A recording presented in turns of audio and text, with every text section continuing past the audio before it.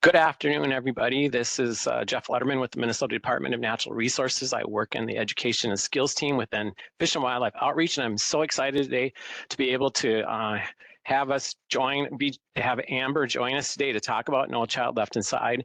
It's a great program that the DNR has been running for a few years now, and we really want to thank the Minnesota Legislature for helping support that program. But I've worked in environmental education most of my career for the state of Minnesota, and this need of providing resources and funds for local community programs has been something that has came up over and over the decades that I've been working in this area, and it is really a watershed moment from the legislature the last few years, in particular this last year, to be able to provide this ongoing funding for outdoor education, outdoor recreation, natural resources education. So I'm really excited about it and excited to be working on it, and so glad to have Amber here. Amber Kastner has been working with the DNR for a couple of years on the program and has really done a wonderful job helping us to pull this all together and be able to provide these resources and manage and administer this fund. So welcome, Amber. Thanks for being here today.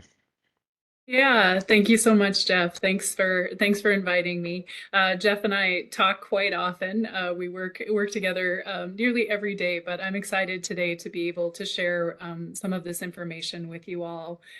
For those of you that have been joining us, first of all, I guess I should introduce myself. My name is Amber Kastner. I do coordinate the No Child Left Inside grant program at the Minnesota Department of Natural Resources, and this is a mission that's very near and dear to my heart. Prior to coming to the Department of Natural Resources, I spent 20 years working in outdoor and informal ed for a variety of nonprofits up and down the West Coast and here in Minnesota. So some of these efforts that are happening in Minnesota are really exciting. And for those of you that have been joining us for MOS sessions, certainly the intent of these sessions is to help people learn a little bit more about the pursuit of certain outdoor skills and stewardship activities in the state of Minnesota. And today's presentation is a little bit more about what that effort looks like for Minnesota youth. And so I just want to give everyone a little bit of background on this program, share some of the success stories, and hopefully get people interested in sharing this information with the organizations in their community that might benefit from this. And so hopefully we'll be able to provide you with some new resources today.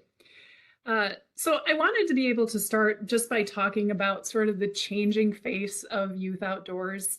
And although I don't think it's a surprise to anyone, we do know that children are spending less time outdoors than ever before. The most recent information that I was able to find was a Sanford Health study that was done in 2022. And at that time, Sanford Health was indicating that children are spending as little as 10 minutes per day outdoors in any kind of unstructured outdoor play. And that is in comparison to an average of youth that are spending 7 hours a day sitting in front of a screen. So these numbers sort of dwarf each other. I think we all knew that it was a problem, but the extent of the problem and how quickly it's growing has gotten pretty expansive. When we think about this, we do know that there are some barriers to participation, and especially for youth and urban youth in particular in developing these outdoor skills. First and foremost can often be cost. Any of us that may have been preparing for the firearms hunting season know how quickly and how expensive this equipment can get. And so finding those activities that have low entry cost points can be kind of difficult. Another barrier can be that lack to immediately available green space. Minnesotans are very lucky in the sense that we do have a lot of widely available public parks in close proximity to most individuals, but that lack of available green space can be a barrier, especially for some young people that may not have their own means of transportation. We do hear about limited relevance to their family. If their family or their cultural group doesn't participate in a particular outdoor activity, it may not be something that they know about at all. Lack of mentors or a reduction in mentors. Even though Minnesota is known as a state that has incredible volunteerism, that one-to-one mentorship model has decreased over the years. And so having those individuals available has become a little bit more difficult. For a lot of youth, safety concerns can be brought up, especially safety concerns around maybe particularly learning how to use firearms or being in spaces that are unfamiliar to them. And that last is obviously, especially for children who may not have a lot of exposure to the outdoors, is that fear of the unknown, not feeling safe, not knowing necessarily what to do. And so we're dealing with these barriers when we're thinking about our work with children, but we also realize that overcoming those barriers is really important because the research is pretty broad, it's pretty consistent. There's a lot of benefits to being able to find more time for youth to be outdoors.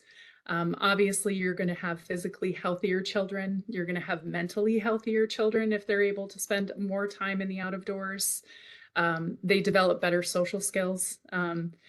One of the things that sometimes we don't think about is just improved sensory skills and improved vision. Children that spend a lot of time staring at screens obviously have different development of their vision. They may suffer from nearsightedness, and so being able to get them in the out of doors and looking at a different scope of things is quite helpful. In addition to that, one of the other benefits that we do see when children are spending a lot of time outdoors is that they learn better. That translates not necessarily even just to better academic performance, but also more creativity, more problem solving, being able to, in that unstructured outdoor play, be able to come across situations that are unfamiliar to them and be able to create a solution to it. Increased attention span, which is something that I know all of us need to probably work on, but is particularly beneficial for children. And finally, something that's important to us at the Department of Natural Resources in the benefit of getting youth outdoors is that they develop stronger connections to the natural world. If they're in these spaces that they've never seen before, if they're in these spaces or learning new skills, whether it's fishing or hunting, things that they're able to carry on through their entire life, they develop attitudes and they develop a protective sense around the natural world. And so it benefits us all in terms of them having a broader interest in this kind of skill building, and also being more protective of our green spaces and our natural areas. So when we're trying to tackle this, there's obviously a lot of things that are happening across the nation. One of the things I wanted to talk very briefly about was the history of this in the state of Minnesota. And this in particular is most centered around kind of the history of environmental education in Minnesota. You see things in Minnesota that are occurring as far back as 1947, when the first annual conference Governor Udall put together on conservation education. Throughout the 70s, you have environmental education councils being developed. In the 80s, you have Minnesota voters voting to instate the Environment and Natural Resource Trust Fund to be able to start to fund some of these projects. And so the history in Minnesota is vast. And kind of culminates most recently in 2022 with the introduction of the Children's Outdoor Bill of Rights. Which is a collaboration and a partnership with agencies of the state of Minnesota and a variety of non-formal and formal education institutions throughout Minnesota. There's 15 topics if you're interested in it, to be able to ensure that all children in Minnesota have access to the outdoors in a safe and in a secure way. So what we want to talk a little bit about today is how do we meet those kids where they are? Knowing that they have these barriers in place, knowing that there is so much benefit to be gained from them learning these new skills and spending time in the out of doors. How do we meet them where they are? And one of the things that I wanted to use as a primary example here is the activity of hunting. When we think about hunting, we know that the research says that the vast majority of hunters got into the sport by learning from a family member. But in the absence of a family member, there are these entry points where friends or other social groups are able to help bring people into this new activity. And so when it comes to youth and in the absence of those particular family mentors, we do have some opportunities to introduce youth to the outdoors and to a variety of activities by connecting with them at both the formal education level, the places where they do have mentors in place, where they already feel safe in the spaces that they're in, and those spaces where youth are socializing, those after school activities, those nonprofit clubs and organizations, where they're interacting with other participants around them and people that can share skills with them and new learning situations. So what happened with No Child Left Inside is that it hopes to address some of these issues and bring together partners to be able to provide resources for those entities to get youth outdoors. It was established in 2019. The legislature put together an allocation at that time and established it to administer a program of grants for specifically for outdoor environmental, ecological, and other natural resource-based education and recreation programs. That recreation part is really important. It was very clear from the beginning that this was not meant to be only a formal education program, something that happened specifically in the classroom, but that it was meant to get children outdoors and learning new skills in those spaces that were new and different to them. When the program started in 2019, it started originally with an initial appropriation of about $1.2 million. It was set aside specifically to do those natural resource education, any kind of outdoor recreation, and in particular, a portion of the funds it was expected would be used for fishing and hunting programs through the heritage enhancement of game and fish funds. It was decided or determined that the program needed to be directed specifically at Minnesota youth under the age of 18. So that can be as young as preschool, but it's not designed for adults and only for youth. There was a goal to be able to reach new audiences, to make sure that we were doing that statewide, and that we were using organizations that were meeting kids where they needed to be. So using those schools, local governments, nonprofit organizations that already had programs in place to be able for kids to safely learn these new skills and get into the outdoors. And additionally, there was this expectation that there would be this use of these wonderful existing public lands, these incredible green spaces that we have throughout Minnesota to be able to introduce children to those spaces. Right away, the program was met with incredible requests. The first round in and of itself, there were over $6.2 million in requests. Obviously, we weren't able to fund all of those projects, but it certainly demonstrated an incredible need. And interestingly enough, right off the bat, we saw that about 55% of the requests were for equipment, people looking for that expensive outdoor recreational equipment that children didn't have access to. And so being able to fund those particular things and get them into the hands of kids so that they could learn some new skills. A lot of the projects were happening on or near school grounds, so they were happening just outside the school or in locations close by. And what we saw come out of that first round was a lot of interest in different recreational activities, the top ones being angling, biking, learning about shooting, and then winter sports such as cross-country skiing and snowshoeing. Obviously occurring during the bulk of the school year when a lot of the school grounds and the areas around it are covered with snow. And so initial phases were several projects, obviously 54 and 34. The difference between that listing there of mini grants and larger grants is just dollar amounts. But right away we had incredible participation in programs. And unfortunately, right away, we started to see some of the pandemic effects. And so this grant program started right around the same time that the world was faced with the pandemic. And so it was interesting to see these organizations sort of have to pivot and all the changes that needed to be done in the midst of a pandemic.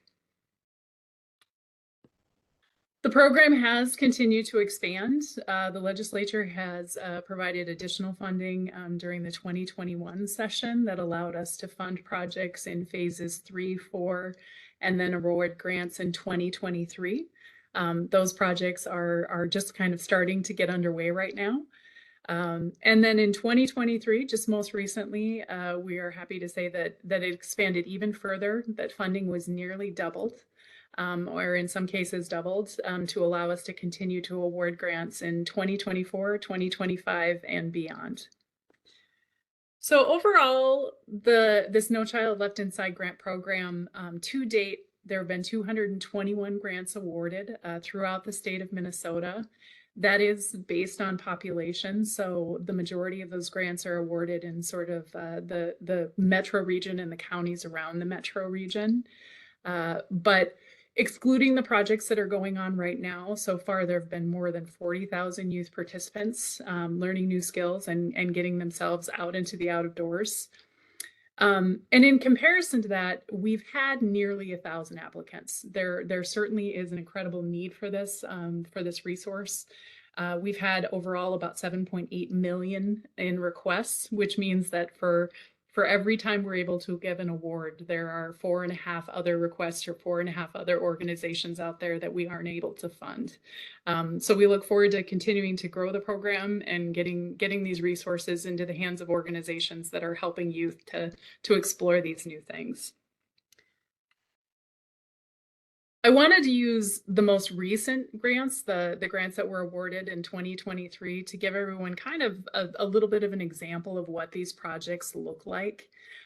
Overwhelmingly, although there are some of them that are being directed at very young participants, overwhelmingly, a lot of these outdoor recreation and skill building projects are being they're being designated or being kind of directed towards middle school and high school students. So providing them with some of those additional resources. They do a lot, overwhelmingly include outdoor recreation activities. In fact, about 67% of them include some sort of fishing or hunting component, those heritage activities that are so important to us in Minnesota. And overwhelmingly, 3/4 of them are having some kind of environmental education component. So there's learning in addition to the time spent outdoors. And they're making use of our existing green spaces here in the state of Minnesota. We are also starting to see that there is, again, continued demand for outdoor recreation equipment. A lot of organizations are being able to use these grants to build up their gear libraries, excuse me, that they may have in their schools or within their organization. Again, being able to get over that cost barrier so that students have access to equipment to do these activities.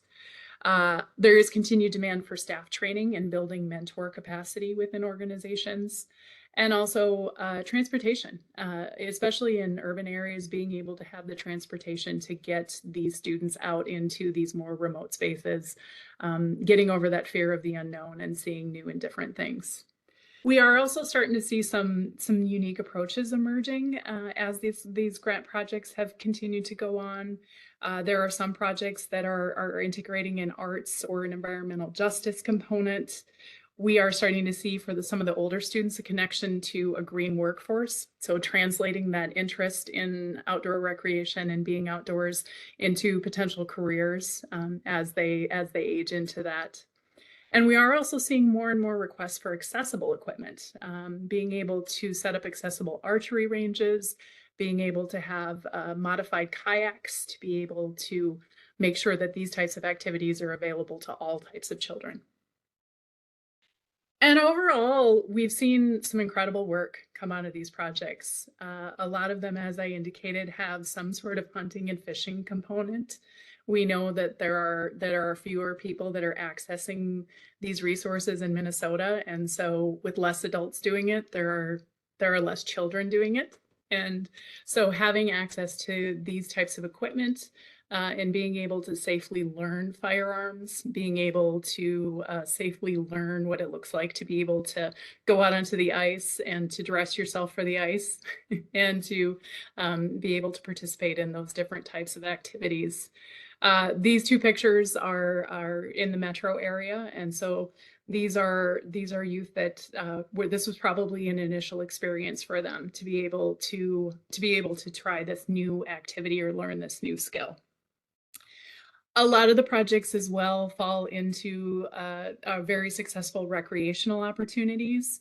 One of the things that we've heard a lot, especially from some of our rural grantees, is that even though students are living in these rural areas and they may be immediately surrounded by very natural areas, they don't have a lot of access to it.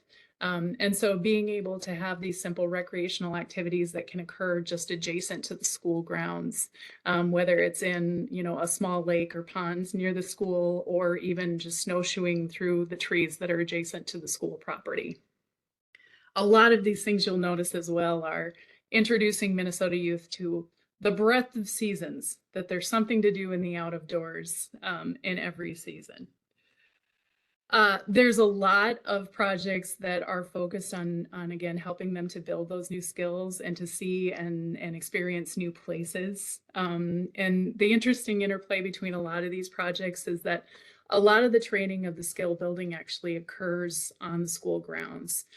Here we have an example of a project where these students were going to go on a camping trip. And so in order to prepare for that camping trip, they had to learn all of their skills in their safe place on their school grounds, and then be able to apply those skills once they actually got out into a more remote camping situation. And so there's this very great connection between their formal education and learning new skills, and then getting them out into new and different places. And then finally, we have seen a lot of projects that have done that work to be able to integrate outdoor education into their curriculum, so that when that screen time happens at schools, when they're spending hours and hours in front of their computer or in front of screens, that they have opportunities to actually take their learning outdoors and learn in new and different ways, and make those connections in a way that is based in natural resources, that's based in the natural world, and not necessarily based in what they might see on a particular screen. So as we're moving forward, for those of you that are here today, if you know of any community organizations that might be interested in these types of opportunities, well, I wanted to share a little bit of information about our upcoming grant opportunities. We are in a new phase, and we'll be awarding grants, about $900,000 of them in 2024. We will have both mini grants available, which are small grants, kind of designed for an immediate need. Maybe it's a training for a particular type of project, or an equipment that's needed to be able to do a specific activity. We will also have larger grants available that are for projects that have a little bit greater scope, maybe something that happens throughout an entire calendar year, or affects a larger number of children. We have the request for proposals available now. It's up on the No Child Left Inside website. And so that request for proposals details everything that's needed for the application. And applications are due on December 12th. So anyone who might be interested in applying for these funds for their youth programming has about a month to be able to get those applications in. When we look at the applicant criteria, the programs do have to be for youth. They have to take place here in the state of Minnesota. Eligible applicants for this program are nonprofit organizations in the state of Minnesota, public entities such as local and county governments. Tribal nations are eligible, as well as public schools and charter schools. And so any of those entities can apply for one of these grants. There is a small commitment for matching funds. There's no minimum for that, and so it can be as simple as a teacher donating a few hours of their time to get the project started. But there is an expectation of a small amount of in-kind resources or matching funds. We do want projects that are going to demonstrate ongoing impact. This is meant to be something that helps children experience the outdoors in a real and more consistent way, not necessarily something that just happens on one particular day during the year. And we do want to, of course, make sure that the funds are being able to fund eligible activities. So some of those things are education classes that are held outside. They do need to have a natural resource component to them. As I mentioned before, if there are teachers or volunteers within an organization that need to be trained to do some of these activities, the grants will fund that.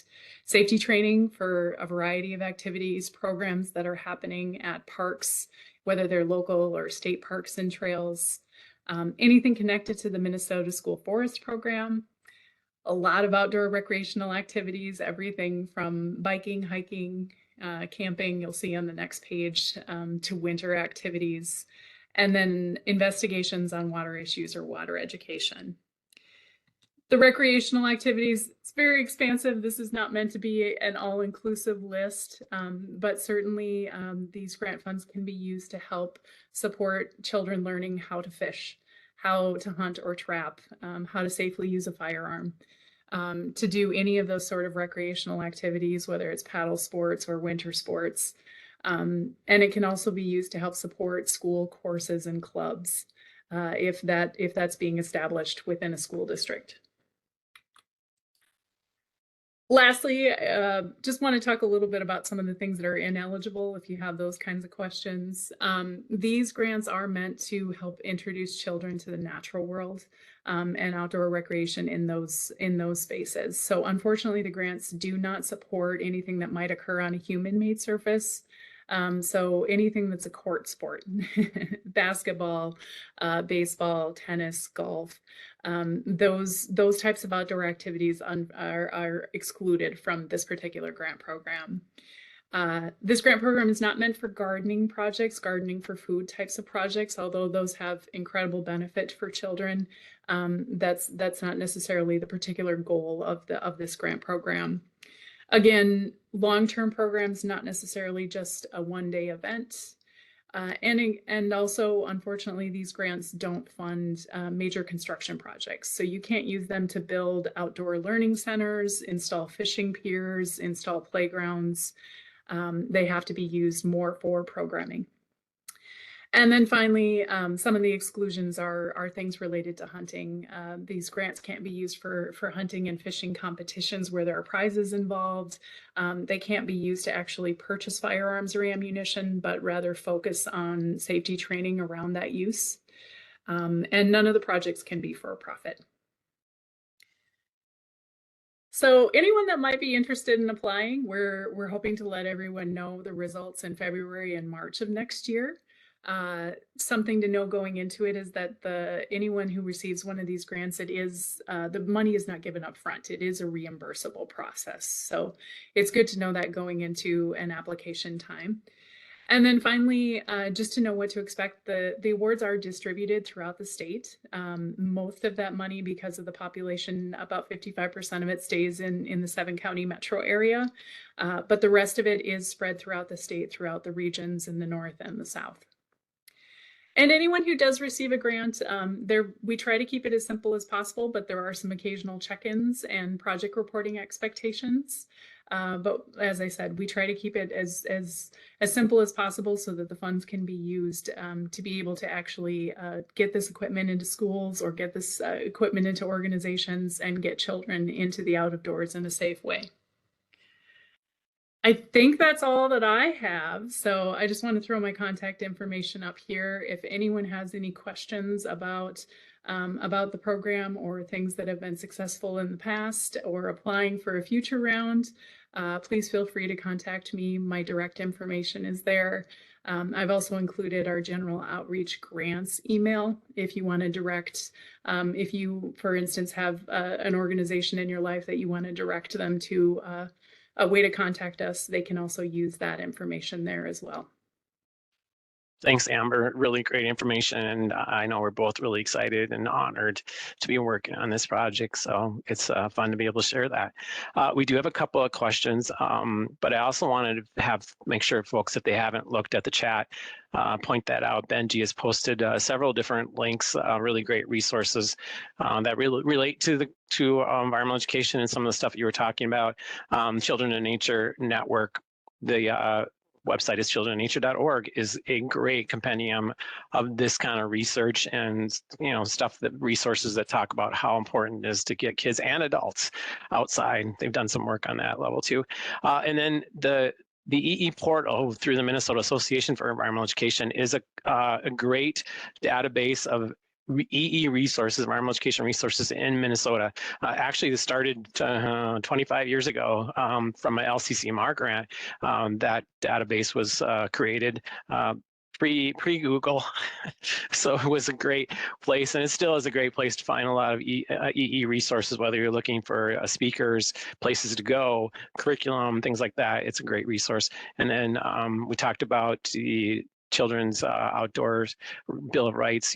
He's got that there, and of course, our most, and most importantly, the website to the No Child Left Inside grants pages with all the information that Amber talked about. So, and Amber's emails on there. But again, these are in the bottom right, 3 dots in the very bottom corner. If you click on chat, you'll find those. Let's jump to Q&A. I did respond to this, but someone had asked about individuals, and no, individuals are not eligible to apply, but there are so many organizations that are looking for folks to help them do this kind of work, especially applying for grants, and grant writing is a really great skill. If you have that, there'd be a million different organizations, school, your local school, nonprofit, 4-H club, whatever, who would love to have your help if you were so interested in doing that. So I'd encourage you to reach out to some of your local organizations. Carter asked yeah, go ahead. Yeah, I was just going to add briefly as well too. I mean, we certainly know that a lot of this type of work happens within families, but as I mentioned earlier, there's also this entry point for getting children into these situations through those organizations where they learn and where they socialize. And so that's part of the intent, I think, behind having these organizations, giving them the resources also to be able to do this. They've already created spaces where children feel safe and where a lot of those barriers have been removed for them. And so if we can provide them with those resources to be able to introduce them to the new skills, those organizations already have in place a lot of the things that are needed for the children to be successful. Yeah, good point. Carter asked a good question, or asked for us to elaborate more on the commitment of matching funds or in-kind resources. Do the in-kind or funds have to match the amount donated, or simply show an investment into the project? Yeah, anyone who's interested, and if you have any questions, please feel free to reach out to me directly. But anyone that's interested, I would certainly encourage them to read through the RFP because there are some differences depending on the type of grant that you're applying for. Our smaller mini grants, again, are meant to kind of meet an immediate need. They're a little bit more simplified. And so for those grants, there's not an expectation of one-to-one match. In fact, it can be something as small as $20 or $25. There's no minimum for match. We just want to be able to see that there's some commitment from that organization to commit a small amount of their time or a small amount of their resources to match those up to $5,000 in funds. So that's true for mini grants.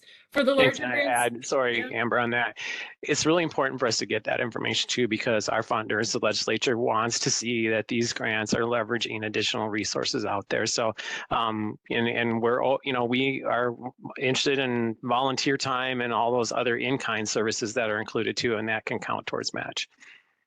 Absolutely.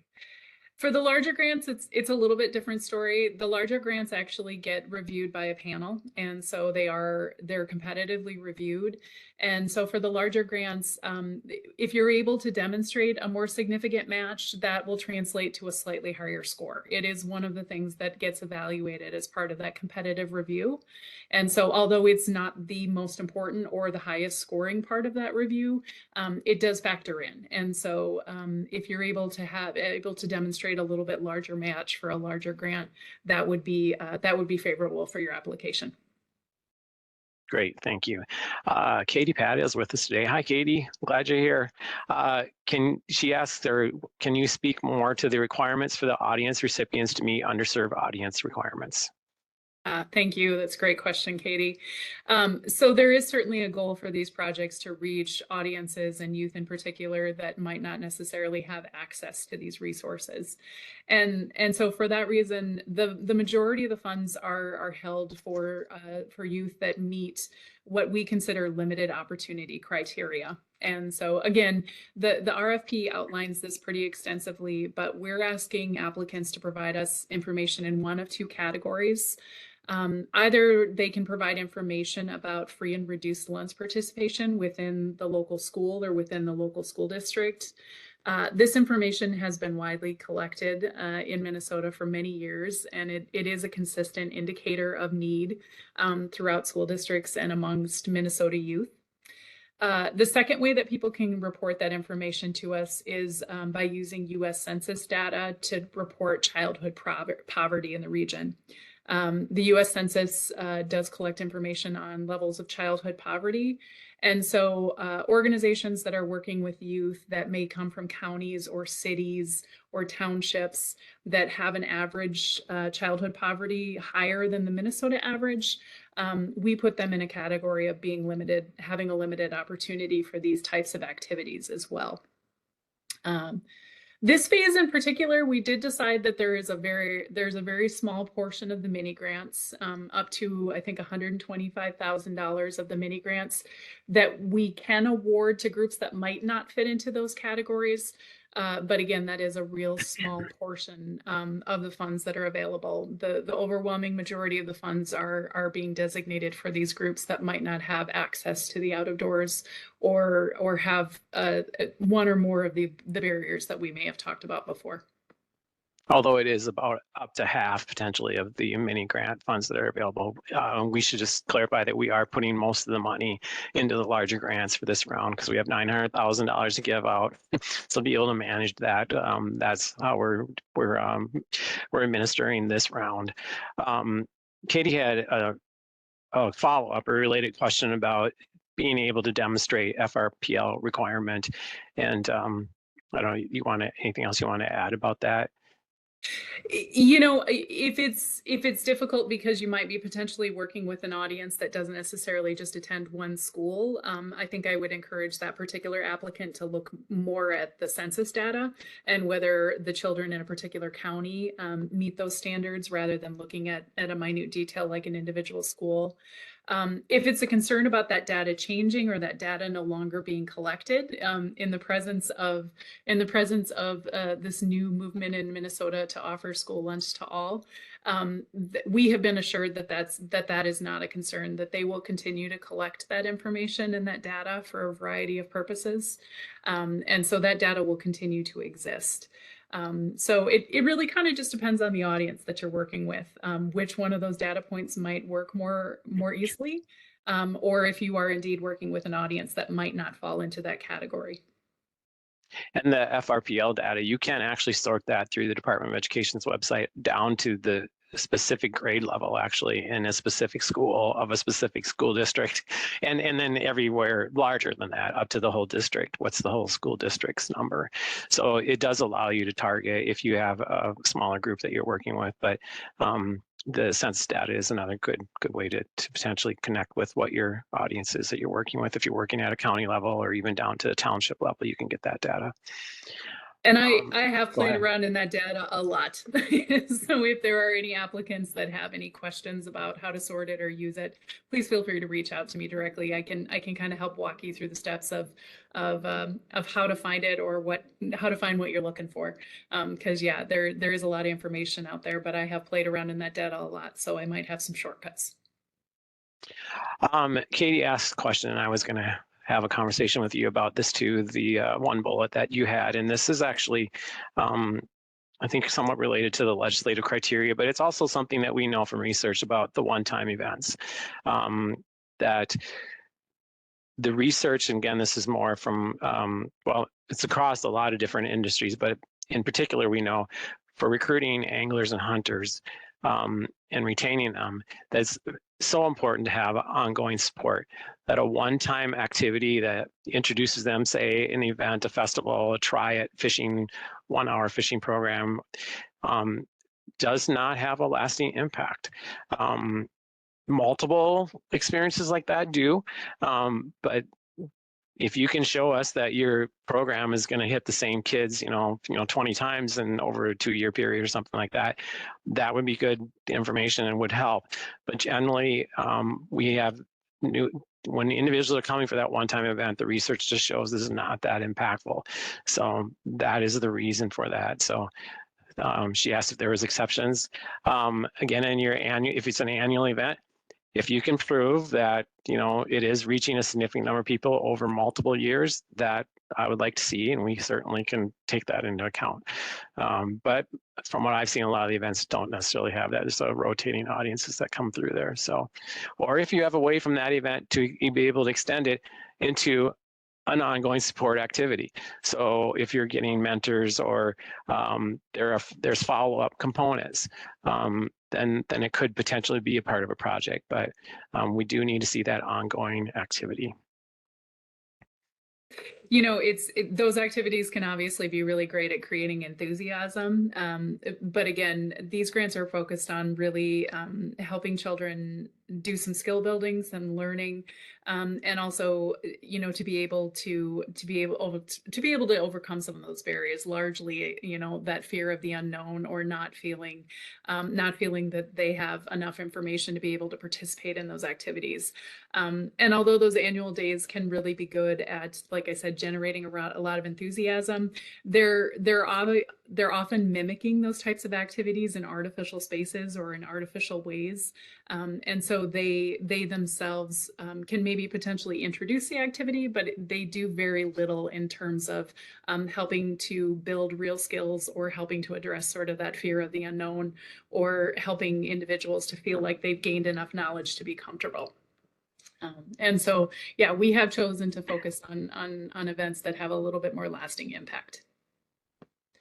Christine, more a comment, I guess, but Minnesota youth will be receiving free lunch now, so school districts are worried about collecting that info, and I hope you'll be kind.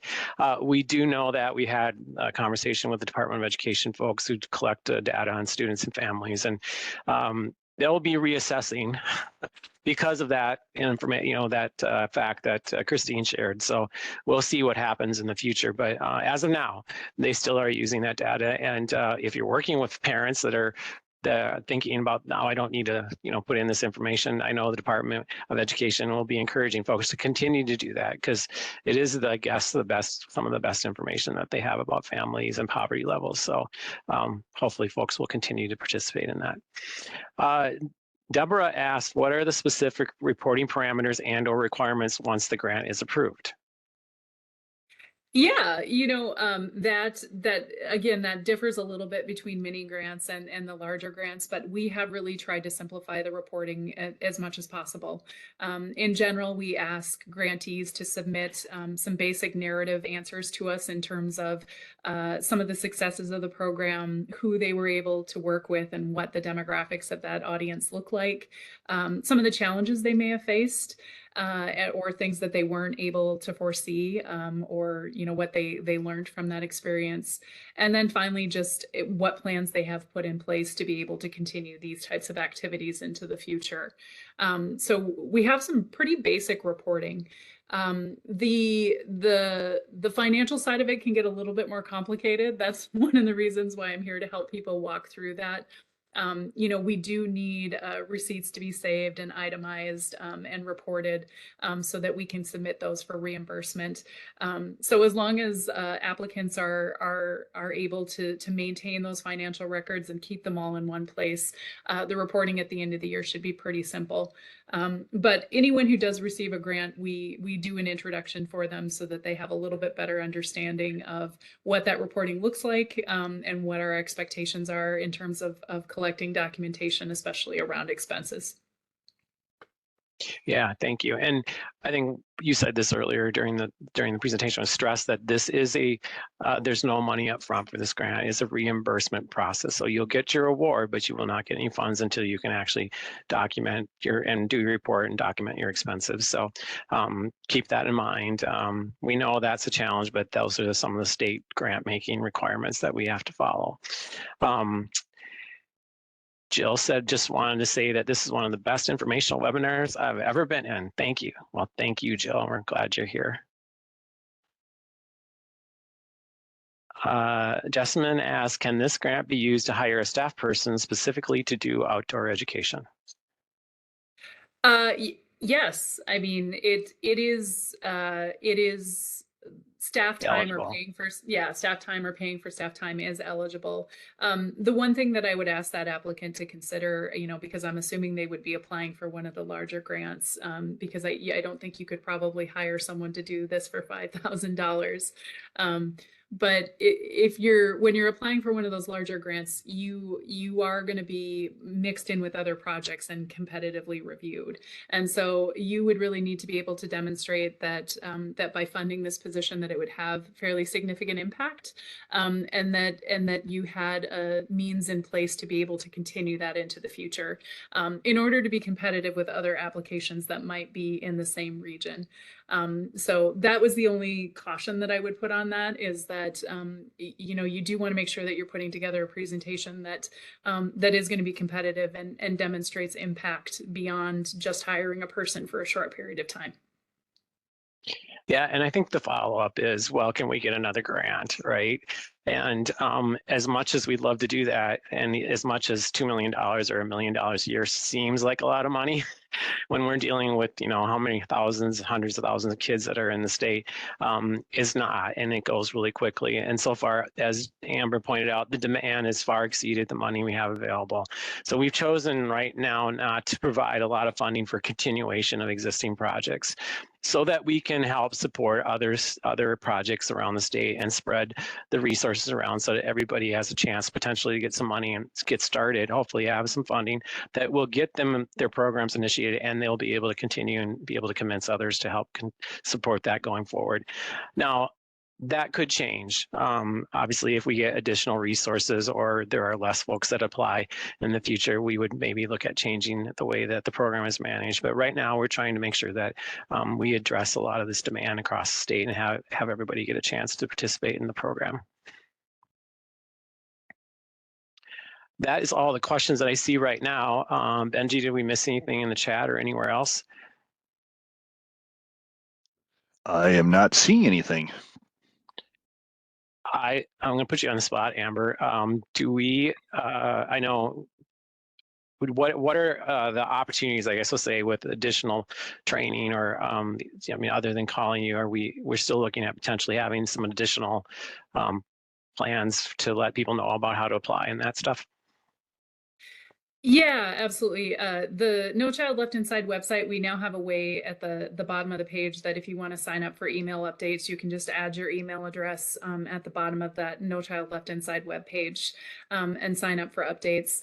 I'm going to try and put together a couple of times in November and maybe early December, where for lack of a better term, I'm just going to call them office hours. We'll have some virtual office hours where I will be available in an online space for anyone that might be filling out an application, to just jump on and have a conversation with me. I want to make that available to people, but certainly I realize that time frame may not work for a lot of individuals. So please do not hesitate to reach out. If call me directly or send me an email directly. I am here and ready to answer questions, especially as you're filling out your applications before that December 12th deadline. Yeah, and I am too. I just popped my email account into the chat. We want to see good projects, good applications. So if we can help you get to that point to improve your application and improve your project, we'd love to talk to you. But the general outreach account, we both check that, and we can. That's a great way to just reach us. But yeah, if you haven't signed up, you're not on our contact list, as Amber said, go to the website and do that, and you'll be notified about the things that happen in the next few weeks and months after that with the program. So we'd love to have you join the list. Anything else? Benji, do you want to jump on again, and we can talk about the future MOS programs. I know we got a big one that you're going to be doing coming up, but Amber, thank you very much for being here today.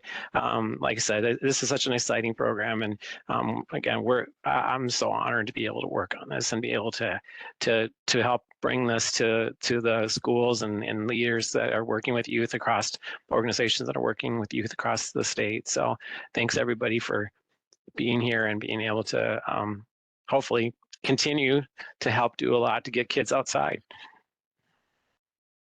I agree. It's great to see all the projects and all the work that's being done to meet kids where they are. I asked Benji to come on because he's a very experienced Boundary Waters Canoe Area Wilderness adventurer. And next week on the Minnesota Outdoor Skills and Stewardship Series, he's going to be doing a program about it. Yeah, it's going to be a lot of fun. I believe actually one of our grantees from a couple of years ago did a grant and took a bunch of students up to the Boundary Waters for a winter camping trip, which is a pretty cool opportunity for students to be able to do. So we're just going to talk about how to plan a trip. How do you navigate the permits that are needed, the entry point maze, give you some tips and tricks on what to do, what not to do, and to just enjoy it and have a successful trip into the Boundary Waters. So it'll be a lot of fun. Yeah, that planning piece is the most fun, or almost the most fun. I mean, a big fun part of the whole thing, right? Being able to anticipation and getting ready to go and figuring it out. Yes, It's a great place to visit. Jess from the Dorothy Mulder Museum in Ely is going to join us, and she has a wealth of knowledge too. Obviously, she lives in Ely, and she leads trips up there through that museum also, which is going to be pretty cool. So hope you can join us next week. And then to wrap up the fall season, we have a couple of really cool presentations about trees. One, you tell me, you talk about the first one.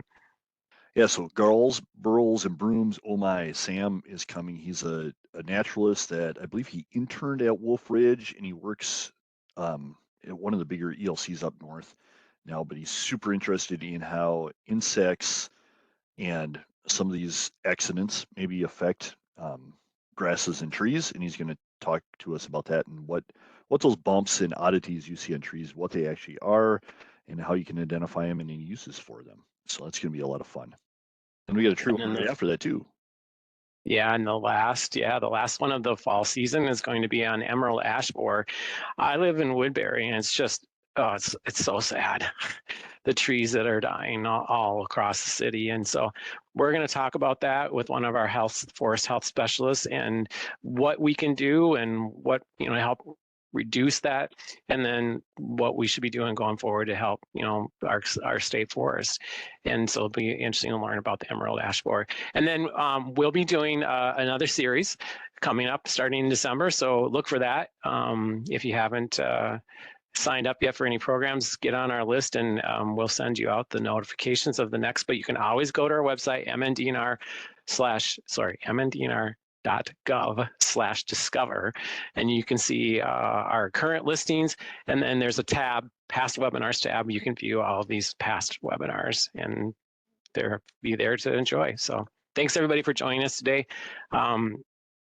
If you know of a school or community organization that wants to apply for No Child Left Inside, now's the time. Reach out to them and let them know.